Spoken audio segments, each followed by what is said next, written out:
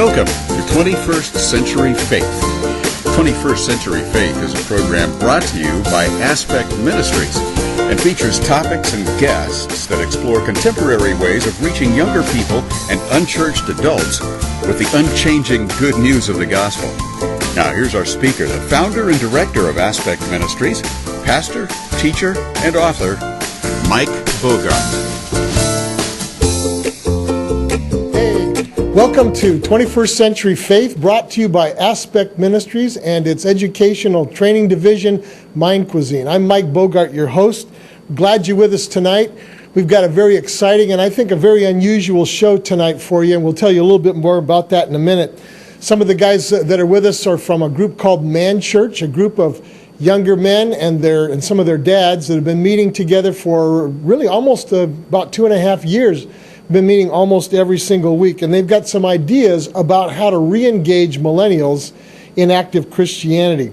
But we're not the only ones working on these issues. We're not the only ones grappling with this subject of the missing millennials or the absent generation from the church. So if you've got some ideas, you've got some suggestions, some constructive criticism, feel free to text me at 559-905-2621, and if you text me during the program, then we'll be happy to try to interact with some of those constructive criticisms or questions that you might have during the show. But in the meantime, I invite you to grab something to eat, some kind of a snack, and enjoy the rest of the show. We'll be with you for the next hour or so. So with that, I'm going to put on some commercials about our Mind Cuisine products that we have available to train people in the Bible and in various other topics related to world religion and philosophy. So after that, we'll start our conversation about the absent generation. See you then.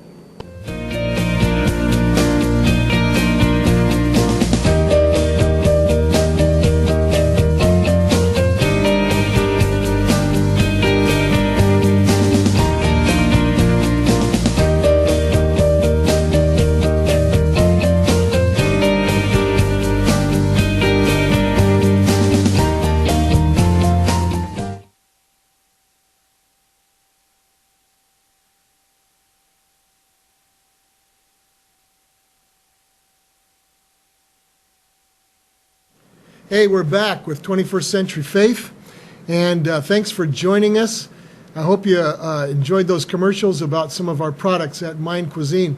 So tonight, we're going to be talking on our third segment about this issue of the missing millennials, the 18 to 35-year-olds of our society that have, in many ways, begun to identify themselves as non-religious.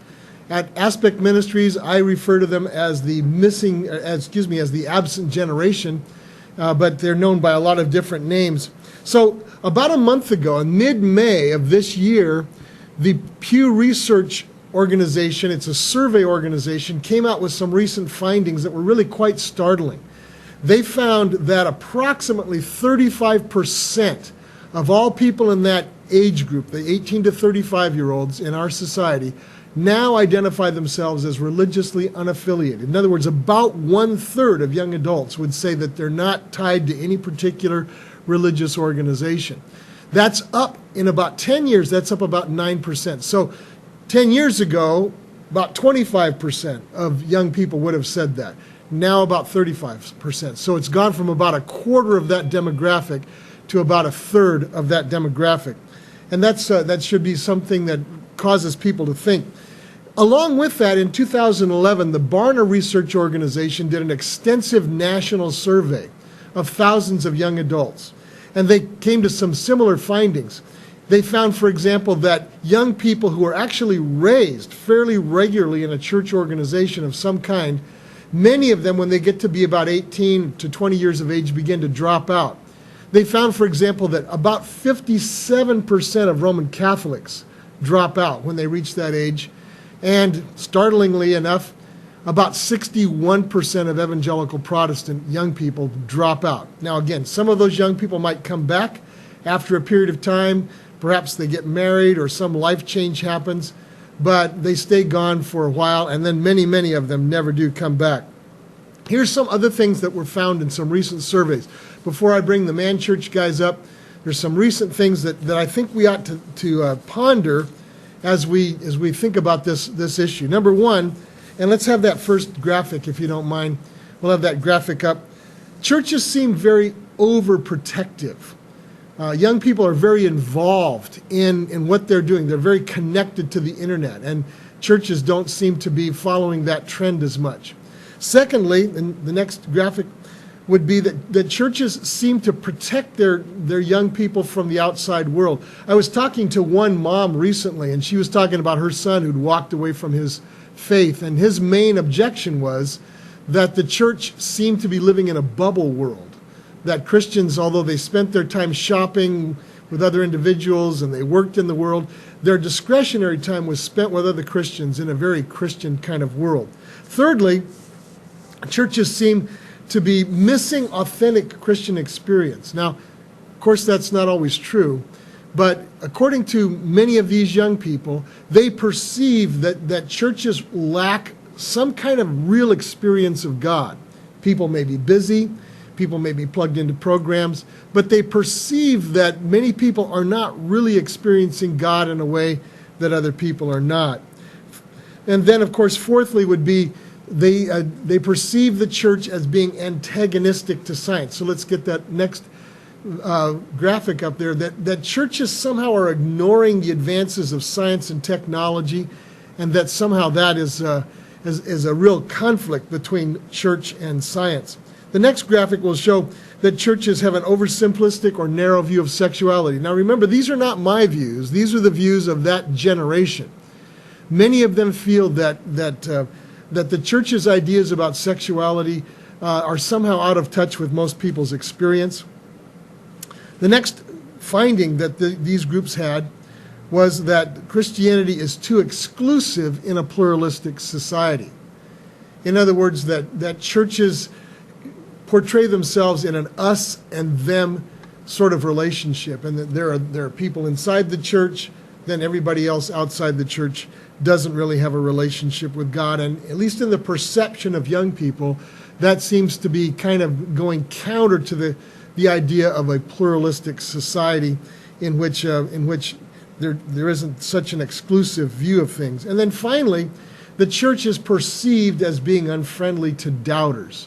For people who have serious doubts about the content of the Bible, or people who don't quite understand what Christianity teaches, the church is perceived as having some real problems with ongoing dialogue of this kind of a nature. So let's talk about these perceptions. And again, these are the perceptions of many people in that generation. There are, of course, many exceptions to that. Many young people don't go along with those ideas, but a substantial number do.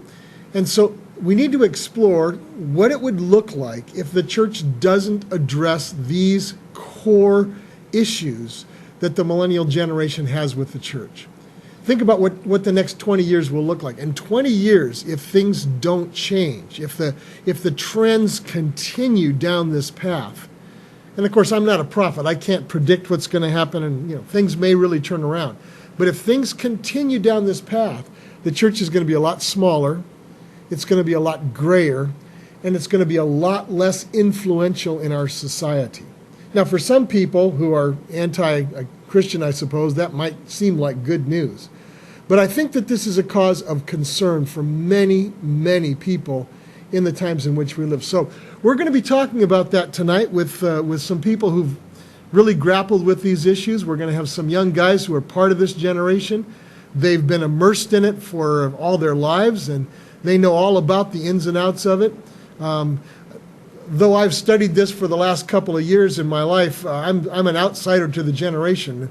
I guess properly speaking, I belong to the baby boomer generation. We've got our own issues, our own demographics, but we certainly are quite different when it comes to some of these particular issues compared to this group that we're talking about.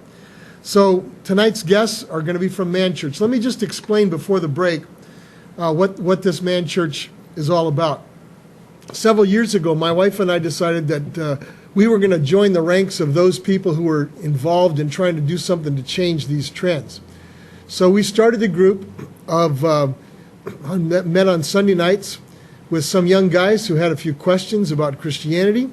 We thought we would just start with the young guys, and turns out that some of their dads wanted to be included. So one by one, some of the dads began to show up, and it turned into a very interesting and I think a very cool interactive group where for quite a while we had, I think it was 6 young men and 5 older men that met together pretty much every week to talk about all kinds of things, almost anything you could think of. There was no subject that was off limits.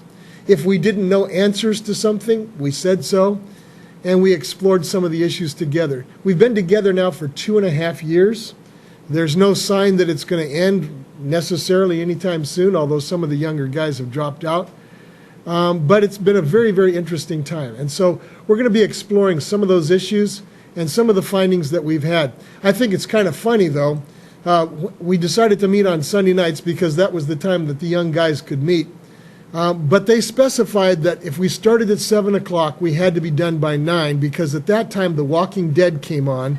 And whether we were in the middle of some great philosophical subject, we were going to solve the problems of the world, at 9 o'clock we were done, because Walking Dead was definitely a priority in their lives. And so that was kind of the parameters we started with.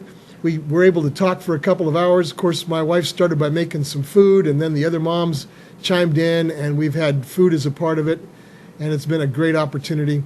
And we've really learned a lot together. I think we've been bonded as a group, and so we thought it would be really good to include these young guys and introduce them to you. So we'll talk more about that after the break. We'll bring up some of the people and introduce them. Till then, we'll see you in about 3 minutes.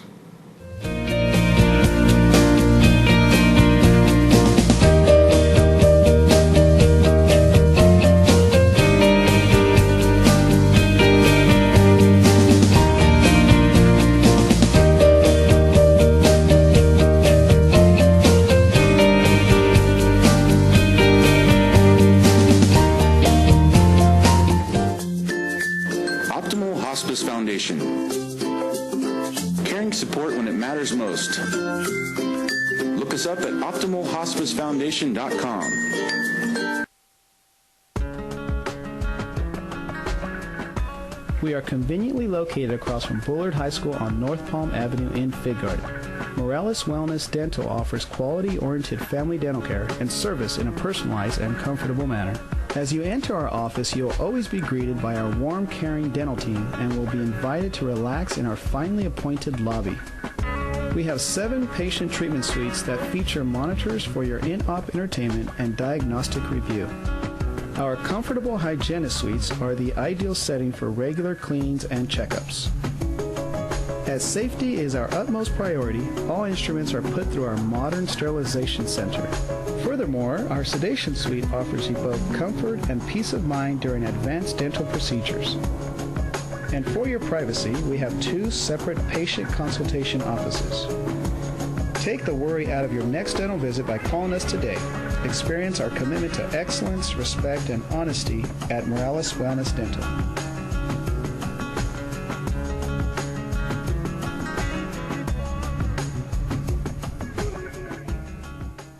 Whether your wedding is rustic, vintage, formal, traditional, casual, elegant, or just a little outside the box, Black Tie and Bridal Lace has everything you need to dress your entire wedding party. Are you currently shopping for solar? Give Solar Negotiators a call. You see, what they do is they fill downtime at a reduced rate to make sure that you always get the best deal. Don't find out later that you could have bought your solar for thousands of dollars less. Call Solar Negotiators. If you're looking to go solar with confidence and have someone represent you in this transaction, give Solar Negotiators a call at 844-OWN-SOLAR or visit solarnegotiators.com. Looking for a travel agent? Look no further. Bianca Echeveste can make your travel dream a reality, even on a budget. Visit ilovemytravelbiz.com or call Bianca at 559-284-2217. CentralValleyTalk.com. Hey, we're back with 21st Century Faith. Thanks for joining us tonight. If you just tuned in, grab yourself something to eat or drink and sit down and enjoy this with us for the next 45 minutes. Tonight I have some special guests on the show. As I promised, we have some of the young guys and some of the older men from this group that's been together for a couple of years called Man Church. And so what I'm going to do right now is I'm going to let the three young guys with us tonight introduce themselves. So guys, welcome to the show. Hey, I'm Lauren Bogart. I'm the son of Michael Bogart here, and I'm a Fresno State graduate. I'm Taylor Smith. I'm a member of Man Church. Thanks for having us, Mike. Welcome. I'm Kevin Polkinghorn, and I know these guys too. I go to Man Church. Okay, great. Now these Louder. we've had a lot of time to talk about some of these same issues that we've been looking for in terms of we've been talking about that over the last several years, and so I'm going to start bringing up some of the questions that we've been discussing for a number of years. The first one, guys, as millennials yourselves, what's going on with this generation? Who wants to field that one? I'll go for it. I always feel like a lot of us tend to be on our phones or have something to distract us a lot. So putting out effort to do something like Christianity would always be hard work, I guess. So I think a lot of us are just being lazy in a sense. So you think laziness is part of the problem in this generation? I don't know if laziness is the right word for it, but yeah, to a degree, just we like to have sophisticated answers when the solution is really just something simple. I think it's a sensory overload kind of. You know, we have a question for something, we Google it, we have the answer in a matter of minutes, or actually a matter of seconds. And I think religion has a lot of trusting, a lot of trust, yeah, and a lot of faith involved, and it's really hard for some people. So do you think instant gratification is working against millennials' involvement in religious organizations? Taylor, you want to answer that one? Possibly. I think Okay. possibly it could be contributing to that. Okay, well, I think that's what Dan mentioned. Yeah, so there's a lot of factors going on. Anything else going on with this millennial generation that's maybe different from what you observe in your parents? I think trying to find work, we take it completely differently. I feel like my parents, I don't know, like they were trying to, most of my friends seem to want to find a job that they really love, and that's the priority, when it seems like our parents were finding jobs that they needed the money for, or whatever the case may be. They needed it for food, Yeah, family, I remember, being a young person, and the whole idea was what can you get in terms of something to support your family. Yeah. You didn't have to love your job. Yeah. You just had to be able to endure your job. Yeah, I think we're a bit jaded in a way. I think we grow up, thinking the world's your oyster and you can do whatever you want, and you become an adult and you realize you really can't do whatever you want. It's you need money for a lot of things, and it's just life is a lot more complicated than we would have. Do you guys thought. think that your generation is spoiled? Let's just put it really bluntly. Are you spoiled? I don't think we're spoiled. That's just me, though. Yeah, it is. Do you think we're spoiled? We're spoiled in some way. In what ways? In what ways do you mean? Well, I mean that it's all about you, and that you have to enjoy something, or if you don't enjoy it, then it's not for you. That sort of thing. Yeah, I would agree with that a little bit. I think I don't know who's to blame, but it does seem that everybody's, at least our age, is a little too self-centered. Okay, that's fair enough. So why do you think young people are dropping out of active Christian faith? Well, if you ask me, I think it just might not be a priority to us like it was for your generation or generations older than us. Do you think that might change once people get married, they've got kids? It might be a higher priority. Possibly, yeah. Once you get married and start wanting to settle down, you might come back to it and want your kids to have the same thing that you had growing up in a church. Yeah, there's some things that we all agreeably enjoyed about the church, and being in a great moral environment, and all the camps and activities we were involved in.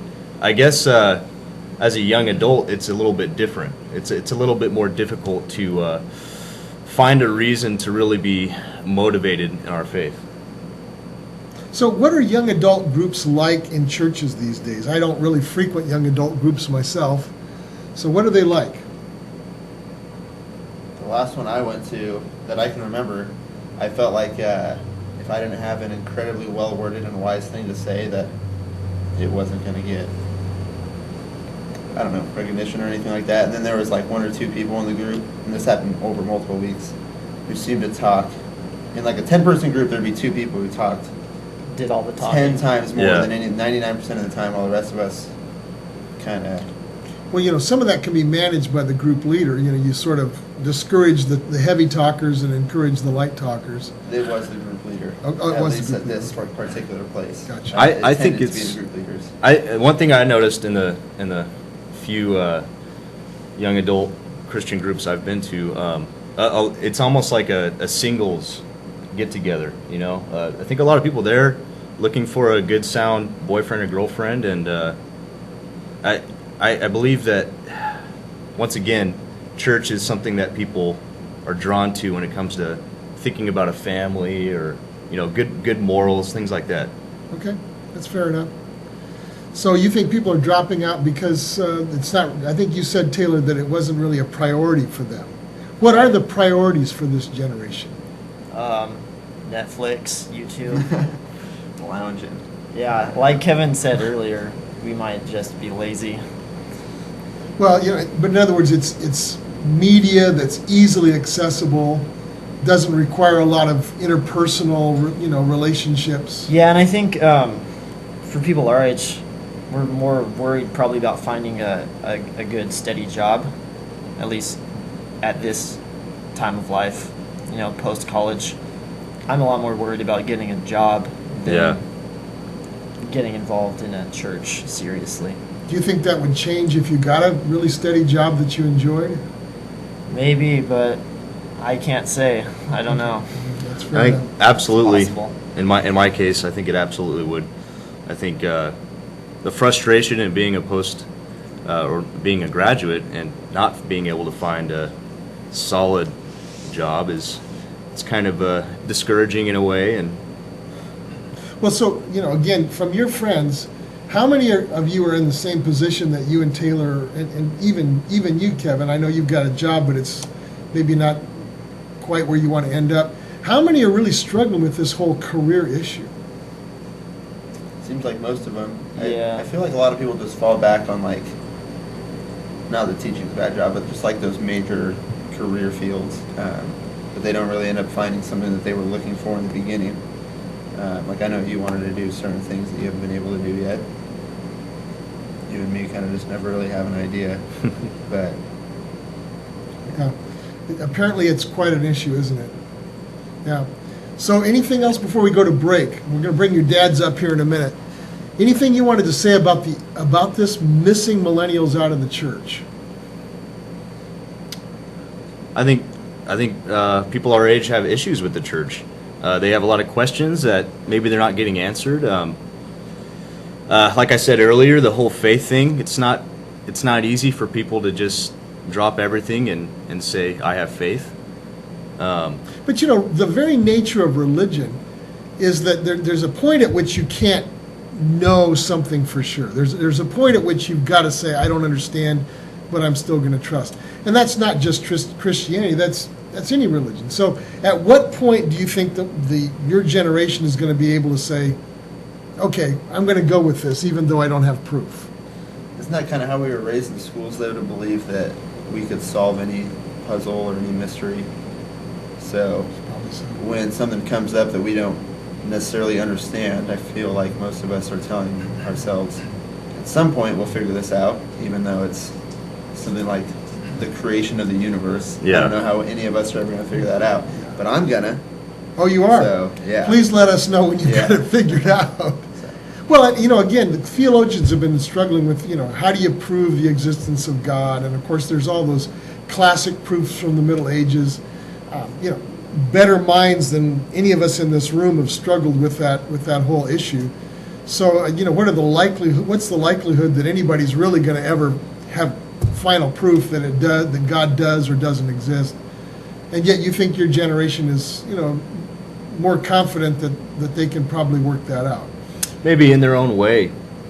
Just figuring out a lifestyle that works for them, something that makes them happy. I think that's kind of what we're encouraged to a motto that we're kind of encouraged to live by. not really being part of an organized religion. I see. As far as science goes, too, it seems like the goal is to progress it in mankind and progress us further so we can live longer or Sure. live more happily and more. Become It seems more like- efficient human beings. Yeah, but the more developed countries tend to have like the higher depression rates and stuff, which is kind of interesting. Yeah, it's true. All right, guys, we just about ran out of time for this segment. We'll see you back here in about 3 minutes, and we'll have some more for you here at 21st Century Faith. Don't go away. Optimal Hospice Foundation. Caring support when it matters most. Look us up at optimalhospicefoundation.com. We are conveniently located across from Bullard High School on North Palm Avenue in Fig Garden. Morales Wellness Dental offers quality-oriented family dental care and service in a personalized and comfortable manner. As you enter our office, you'll always be greeted by our warm, caring dental team and will be invited to relax in our finely appointed lobby. We have 7 patient treatment suites that feature monitors for your in-op entertainment and diagnostic review. Our comfortable hygienist suites are the ideal setting for regular cleanings and checkups. As safety is our utmost priority, all instruments are put through our modern sterilization center. Furthermore, our sedation suite offers you both comfort and peace of mind during advanced dental procedures. And for your privacy, we have 2 separate patient consultation offices. Take the worry out of your next dental visit by calling us today. Experience our commitment to excellence, respect, and honesty at Morales Wellness Dental.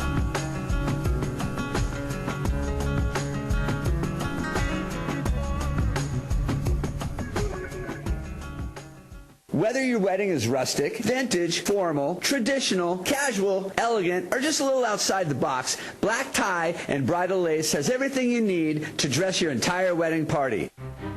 Are you currently shopping for solar? Give Solar Negotiators a call. You see, what they do is they fill downtime at a reduced rate to make sure that you always get the best deal. Don't find out later that you could have bought your solar for thousands of dollars less. Call Solar Negotiators. If you're looking to go solar with confidence and have someone represent you in this transaction, give Solar Negotiators a call at 844-OWN-SOLAR or visit solarnegotiators.com. Looking for a travel agent? Look no further.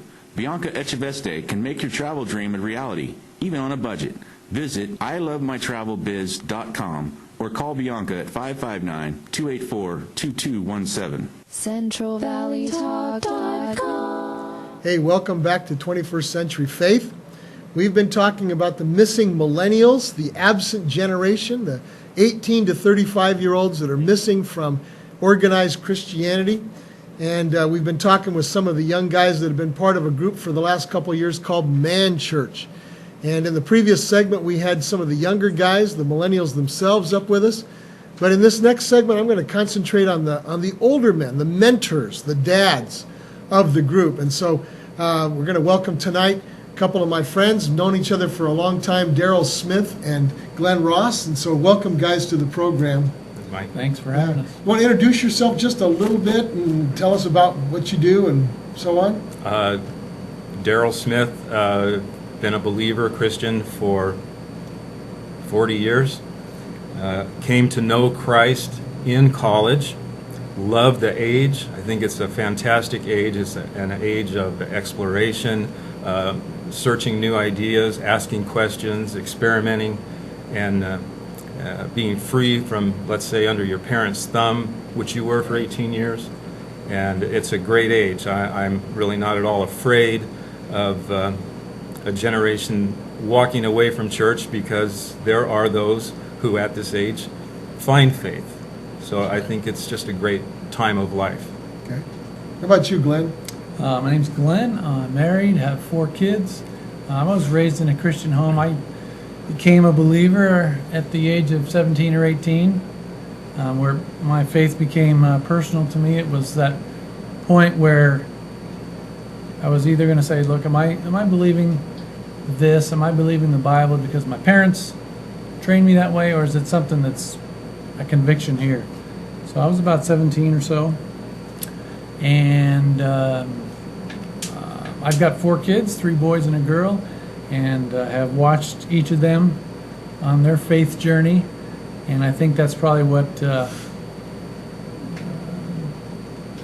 brought us all together. Is we've got parents that want to see their kids walk in the faith that we have, and it's not 1, 2, 3 easy steps. That's right.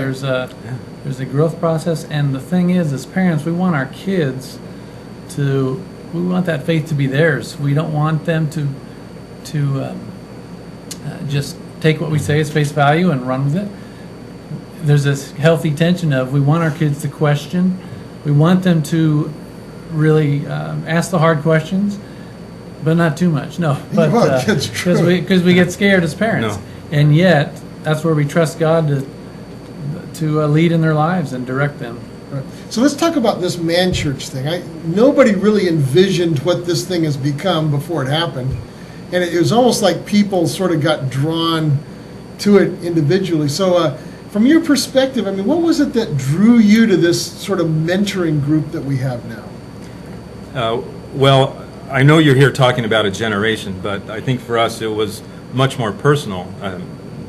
Jesus, talking to the Pharisees, said, "Which of you having 100 sheep wouldn't leave the 99 at home to go find the one that had wandered away?" Right. I think there's some of that we're doing. Seeking the lost sheep. Right, even if they are our own kids. That's why it started to look like a father-son Bible study. But it really was just interest and care about, those that you're close to. Right, and there was a lot of mentoring that didn't involve a father-son. It was an older man in the group, sort of at one point or another mentoring a younger man in the group that he wasn't related to. I think that was very noticeable, especially early on, how these other older men were connecting with your son in ways that you weren't or hadn't yet done, and they were getting something out of that you would have wanted to but just couldn't deliver it. Right. Sometimes there's a father-son thing that kind of forms a barrier, huh? Absolutely. Yeah. How about you, Glenn? Yeah, my son was going through a stage of just questioning and some disinterest, and he was going to church because that's what we do in our house, and so the heart wasn't in it, and he was interested in being part of this group with his buddies. They've known each other, I think, since 6th grade. Does it go before 6th grade, guys? I forget. Third grade. Wow. So they've been a group since 3rd, 4th grade together, and so it just made sense for them to come together and just share. And initially, it started out as a little bit of a gripe session, a little bit of, a bit of Christians are hypocrites, and I wanted to hear from the guys what they were thinking. And when somebody is honest and shares, it promotes that in others. It brings it out in the other kids. So we got to hear right where our guys were at. Yeah, it seems like I remember something like the first 2 to 3 months of this was all the negative stuff, what's bad about the church and bad experiences and this sort of thing. Before we really got around to doing something a little more constructive, we actually started pursuing some of the questions and some of the issues that we've been talking about since then. But it was kind of a fun time. Yeah. Well, some of my reading and getting prepared for this when we started, Ken Ham, the Australian creationist, wrote a book, Already Gone, which has a very interesting point that your kids in junior and high school, you may be sending them to Sunday school, you may be talking to them, and they may be just towing the line but completely checked out spiritually, mentally, emotionally. And it's when they go to college that you say, oh no, college ruined them. They don't go to church, they don't care about this. They were just waiting for the day to get out of your house. That there are things that need to be addressed earlier. And I see that there is this buildup. There's this buildup of questions, doubts, issues, and they're not getting talked about. Understandably, they're not getting talked about in a traditional Sunday school setting, because what kid wants to be that kid? the kid that gets sent to the corner. I think one of these young men was sent to the corner for a little while. Really? Yeah. We won't mention his name. KP is his initials. But it's understandable. Somebody really needs to take the time, and that may be just called mentoring. Right. And maybe mentoring a one-on-one is what is needed in young people's lives. Well, you read the Bible, and there are places in the New Testament where it talks about older men mentoring younger men, older women mentoring younger women. I mean, the word mentor really isn't used, but it talks about, passing on the faith and teaching things. And so it's not a new concept, but why do you think the church has forgotten this, or at least neglected it to some degree? I can answer while you're thinking. Go ahead. Well, I take issue with you a little bit. I don't think that there's something wrong with the church because it's not reaching this generation. I think there's probably more something wrong with this generation. We came to Christ in a generation, the late 60s. You know what all was happening then. But out of that culture, that time, we found a lot of emptiness and came to faith. That's going to happen to individuals also now, but it just may be a little more intense person to person that's needed. Okay, that's fair enough. So you think the church is more or less on track, but it's just that the problems are more intensified today? I don't think the church needs to change its message. Oh, yeah. Not even necessarily its method, but yes, it does. We need more one-on-one. Okay, so you would say that the church needs to add a more of an emphasis on mentoring, perhaps? Yeah. Okay. How about you, Glenn? Well, yeah, and connecting. I think the mindset is, I go to church. I'm there for an hour a week. I'm good to go.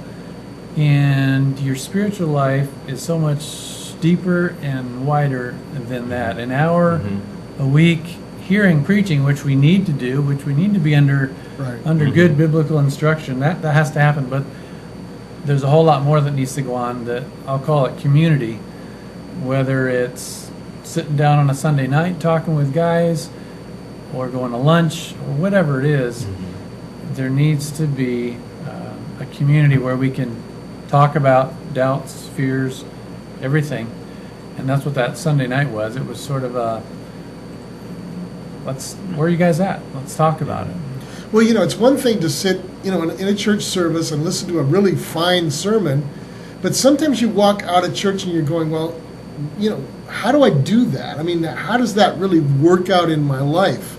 I mean, the preacher might have done a good job explaining what the text was about, but it's hard to visualize how that's going to work in your life. And so maybe the mentoring is more of a situation where you're saying, well, here's how you apply this in everyday life.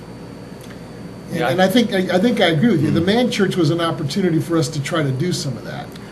I think it's ironic that we're saying that we need to meet with these young men because they're not in church, and then as soon as we do that, this meeting takes on all these aspects of church, and the guys themselves name it Man Church. Yeah. Well, it really kind of was their church for a while there, for many of them. Yeah, and it needs to be said that some of them have gone off back to church in a sense, which is in my belief is you belong in a church. You should be in a church. That's God's agency for change in the world, and we need to be a part of it collectively, and that's church. Right. And yet what we did was sort of a supplement to that, I guess you'd say. Right.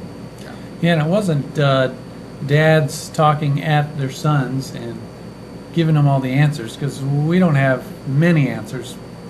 I'd like to have more answers. I think it was just the process of being able to be honest with our guys and with each other and talk through whatever topic it may be. Maybe it's a passage in the Bible, maybe it's Sunday morning. How do we do this, what we just heard? And we talk, well, how does that happen? And so it's probably the process that's healthy, not so much, here's the answer. I don't know if anyone wants just slap an answer in front of you. Well, yeah, I mean, that's somebody else's package. It only becomes real when it's processed through your own life. We'll talk more about this. We've got a break coming up here, but we'll have the whole group up here in just a few minutes. And so until then, stay tuned, and we'll see you in about 3 minutes. Optimal Hospice Foundation. Caring support when it matters most. Look us up at optimalhospicefoundation.com. We are conveniently located across from Bullard High School on North Palm Avenue in Fig Garden. Morales Wellness Dental offers quality-oriented family dental care and service in a personalized and comfortable manner. As you enter our office, you'll always be greeted by our warm, caring dental team and will be invited to relax in our finely appointed lobby. We have 7 patient treatment suites that feature monitors for your in-op entertainment and diagnostic review. Our comfortable hygienist suites are the ideal setting for regular cleanings and checkups. As safety is our utmost priority, all instruments are put through our modern sterilization center. Furthermore, our sedation suite offers you both comfort and peace of mind during advanced dental procedures. And for your privacy, we have 2 separate patient consultation offices. Take the worry out of your next dental visit by calling us today. Experience our commitment to excellence, respect, and honesty at Morales Wellness Dental.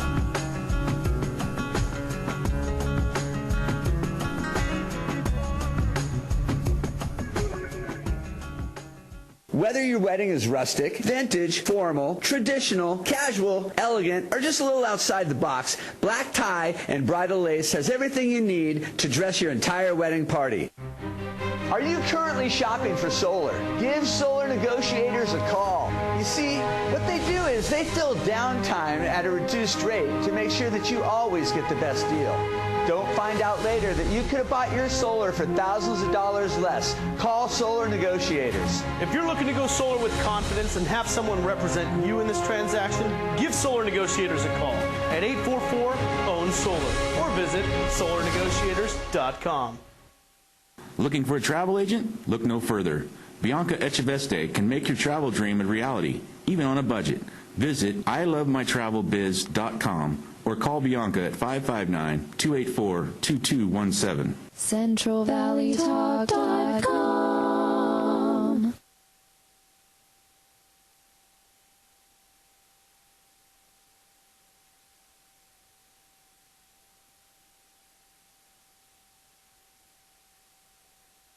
This segment is brought to you by Jonathan Rooker of the Law Office of Nuttall and Coleman. We help good people during tough times. Call 441-0441. Here at Central Valley Talk, we've chosen Select Business Systems to provide for our copy, print, and scanning needs. We used to think it was cheaper to purchase our own toner and maintain our own office equipment. But now, with the expertise and experience of Select Business Systems, our office workflow is running at peak performance, saving our company time and money. They've truly set us up with our new sharp multifunction copier, streamlining our office with the press of a button. To find out how you can improve your office technology, call Select Business Systems at 446-0123 or visit their website at selectsharp.com. Come help heal mind, spirit, and body. Treat yourself to the healing experience of Reiki. Classes available. A reverse mortgage can help your money last longer and help you leave a larger estate for your heirs. To learn how, call Patrick Furlong at 559-213-7767 or visit patrickfurlongreversemortgage.com. No matter what you drive, sooner or later you're going to need tires. That means you. It's Wheel King, your custom wheel and tire headquarters for over 20 years. Hundreds of CentralValleyTalk.com. Hey, welcome back to 21st Century Faith. You see a group of us up here. This is a group that represents an ongoing discussion group called Man Church that we've been a part of for the last couple of years. There are some guys that have been part of it that really aren't here tonight, but these are the guys that were available tonight. So I thank you guys once again for coming. And we've been talking about the issue of the missing millennials, the absent generation from active Christian faith. And I'm going to go back and reread some of the points that we made earlier in terms of the way that 18 to 35-year-olds tend to perceive organized Christianity. And I want to make it very clear, we're not necessarily endorsing these views. All we're doing is saying that many millennials perceive the church this way, based upon a lot of research. So here we go. Many millennials think that the church is overprotective of its young people, that they try to seclude them away from the real world. Secondly, the church is perceived as having a shallow experience of God, that the church promises that people are going to experience God, but that sometimes it doesn't really happen. That's a perception. It's also perceived as having an anti-science bias. Fourthly, that there's a narrow view of sexuality. Fifthly, that the church is too exclusive to outsiders.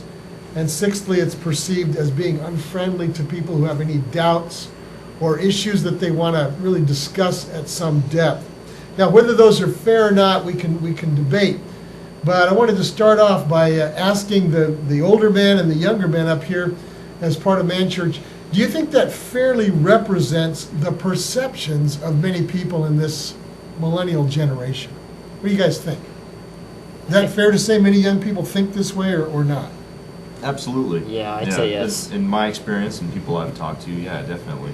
Do you think there's a significant number of your generation that would not believe this way? I mean, in other words, the traditionalists? Yeah, I mean, there's plenty of young people in church, but I mean, the statistics show that majority of them aren't. So that's what we're here to talk about. Okay. I don't think you talk about perceptions, and let's focus on that word, because I think the faith, Christianity itself, has adequate, sufficient, and deep answers to each of those issues, but they need to be talked about and communicated. Correct. Anti-science, we can talk about that. I don't think that's necessarily true. Sexuality, compared to the culture that's out there, pretty narrow. It looks pretty narrow, and it always has. Right. And yet, within the faith, there's an incredible depth there that needs to be communicated. So I think all of those are issues of the generation, but those of us of the faith need to get in there and deal with it, not just throw cliches or even random verses at it. Okay. You guys agree with that? Are we talking about a communication problem, or are we talking about, well, okay, let's talk about the communication problem. Why is it that this is not being communicated as well as it might, perhaps? Why do you think that's true? What is not being communicated? Well, you know, that Daryl was saying that it's not that Christianity is really lacking in these areas. It's a matter of adequately communicating what Christianity really teaches, what the Bible really teaches about these things. So it's a communication lack more than anything else. I think I agree with that, because when you go to church on Sundays, a lot of it is just fluff, you know, like getting dressed up and standing up, sitting down, singing all the songs and stuff. You miss the whole point of what the faith is actually about. I think sometimes too we're taught to share our faith. That means me speaking and maybe in charge of the dialogue, but a whole lot of listening needs to happen. Okay. Maybe I need to be more quiet. I need to understand and listen to where this person or my son is coming from. So what if a person has some serious doubts? Like, for example, well, why should I even believe the Bible? You know, give me a reason to believe that this has authority in my life. I mean, how much time should be devoted to answering those kinds of fundamental issues? I mean, obviously, we can't spend the whole time talking about that. You guys have any ideas? about communicating the Bible, about how much time we spend in really dealing with the doubters' deep issues. Well, you need more personal one-on-one time Yeah. for that sort of thing. You're not going to get that No. just sitting in a pew listening to the preacher, you know? And I think there's not in the average church service there isn't a whole lot of question and answer time. It's the preacher's got a sermon to preach and you sit and you listen, and a lot of people don't want to just sit and listen. A lot of people have questions that they need answering. And so that's why what we've been doing for the past 2.5 years is very important, because we've kind of solidified a lot of good values that we learned growing up, and we've answered quite a few questions just by working together and just by communicating. When John the Baptist saw Jesus coming, he said, "Here is one full of grace and truth." Now, the church can be all truth and no grace. And that can just be a sledgehammer. And people will run. And sometimes that's been people's experience. Right. And we're not saying that we're going to be all grace and no truth. But there's going to have to be a little work done to put the two together. So grace needs to be balanced with truth. It's like I remember that verse out of either Psalms or Isaiah where it talks about righteousness and peace kissing each other. That perfect balance of the two things. Yeah. It's kind of an interesting concept. I hear a lot that, well, when I was growing up in church, that we're supposed to be a model of Jesus, and it seemed like he had a pretty strong relationship with God. And if we're supposed to be modeling that, it seems like relationships need to be one of the biggest things in a church, I would imagine. If you want people to be staying involved, if you feel like you have something to gain by going somewhere, you know people, or you, excuse me, microphone, feel welcome, you're going to come back. If you have friends there, if you have people who are actively rooting for you, you're probably going to come back time and time again, as opposed to if you're going and you're sitting in a corner by yourself, or someone just comes up to you with a huge fake smile on their face and is like, "How are you?" and then they go and sit in their spot by themselves away from you. I think a major turnoff for a lot of people is a sort of a sense of a holier than thou attitude by some people in the Christian church. You know, nobody wants to feel like they're a bad individual for being a little bit more open-minded, or we need a lot more encouragement and a lot more love towards other people. So really what we're talking about here is relationship. And there's been a real emphasis in the church in recent years for small groups, different kinds. There's the sermon-based one, which kind of covers what we've been talking about. You hear the sermon, but then later on in the week you're in some kind of small group where you discuss the sermon. That's one approach. But it seems like we're talking about relational kinds of things, mentoring, one-on-one or small group kind of relationships. I don't know that that's really lacking. It seems like the church is really trying to promote that. Why aren't more people in small groups, do you think? Church is a hard thing, though. I mean, in the long run, it is a choice we have to make as an individual, and church is pretty hard. I think Christianity is a really tough religion. Mormonism is a tough religion. Anything you want that puts restrictions on your life is difficult to maintain, especially if your heart's not in it. So I think that's a big thing as well. Some hard rules to follow for a lot of people. Do you think relationships help you overcome some of those reluctance to get involved in a restrictive lifestyle? I mean, to be involved in a small group where everybody else is also under some kind of self-imposed discipline to live the right way? You suppose that's helpful? I think a lot of us want to be happy, and if you want to be happy and you see a church full of happy people, you're probably going to be more inclined to join that church. But if your goal, you wouldn't want to be involved in a church, I would assume, with a bunch of people who are mugging around, all upset and bored with the religion and everything. Right, yeah. You're also talking about a commitment, and commitments these days are hard to make.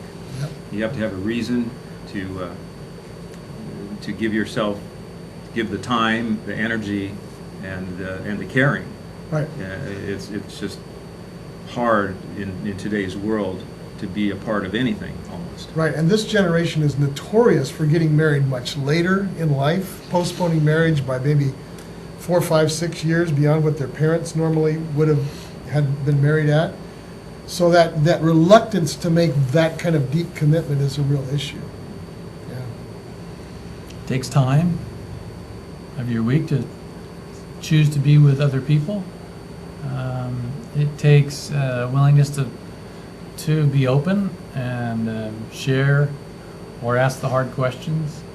Our Western society seems to be pretty individualistic. Oh, very so. And so that's fighting against this idea of meeting in small groups, and let's talk about important matters. Absolutely, yeah.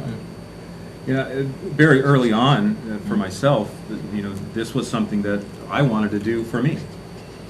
Just to be around all of you was really encouraging to my faith, and that helped me make the commitment. Yeah. Human beings need a support group. I was pretty lazy at first coming to Man Church, but every week somebody, usually 3 people, would text me and say, "Are you coming to Man Church tonight?" And at a certain point, you start feeling guilty or some emotion towards it, and you're more inclined to go because you have people encouraging you to go. Not that guilt's a good motivator. Guilt motivation. It really works almost every single time. Yeah. Yeah. But no, it's neat, because it wasn't so much the guilt maybe as knowing that somebody was going to miss Kevin if he didn't come this week. That's kind of important. Well, accountability in Christianity, accountability is a big element. Oh yeah, for sure. And I don't think there was ever a time where there's dads telling their sons, "Hey, you coming tonight?" It's probably the other way around more often. "Hey, you going to be there, Dad?" Yeah. So. And the young guys saying, you need to get your keister over to Man Church tonight. I don't know that any of us ever really did that. No. So that was pretty cool. I do know that the moms were extremely pleased. At first, I think they were kind of wondering what was going on. But after a while, the moms seemed to be extremely, excited, even though they weren't really a part of it. By the way, it actually started out as a He-Man Woman Haters Club. Yeah, and I want to make it very clear. We didn't exclude the women. This just happened this way, but the women were very pleased. Hey, we've kind of run out of time. And it's been so much fun talking to all you guys, and maybe we can do this again at some later point. But we're out of time, and thank you so much for joining us tonight at 21st Century Faith. We've got a great show coming up for you next week, and the week after that, we've got some friends coming in to talk about racial reconciliation, so you won't want to miss that. And we'll see you next time on 21st Century Faith.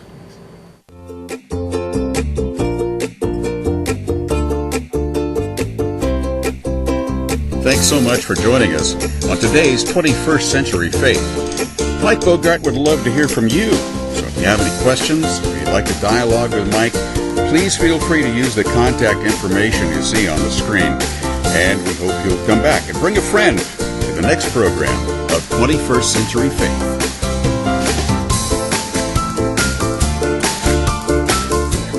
To you by Jonathan Rooker of the Law Office of Nuttall and Coleman. We help good people during tough times. Call 441-0441. Here at Central Valley Talk, we've chosen select business systems to provide for our copy, print, and scanning needs. We used to think it was cheaper to purchase our own toner and maintain our own office equipment.